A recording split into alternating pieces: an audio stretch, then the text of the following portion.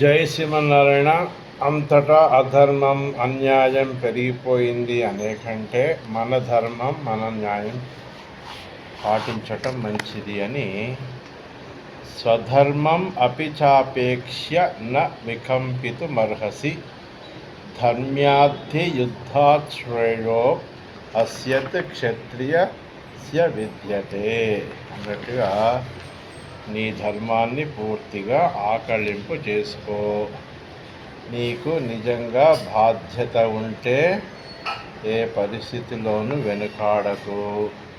నీవు ధర్మంగా నడుస్తున్నావనే విశ్వాసం నీలో పరిపూర్ణంగా ఉంటే అధర్మంగా నిన్నెదుర్కొంటున్న వారిని ప్రతిఘటించు, వెనుకాడకు. బాధ్యతను చూసి బెదిరి పారిపోకు. ధర్మంగా నీవు చేసే ప్రతి ఘటనలో తప్పక నీవు విజయాన్ని పొందుతావు. నీ స్వార్థం కంటే నీ బాధ్యతకు పరోపకారానికి ప్రాధాన్యత ఇవ్వు.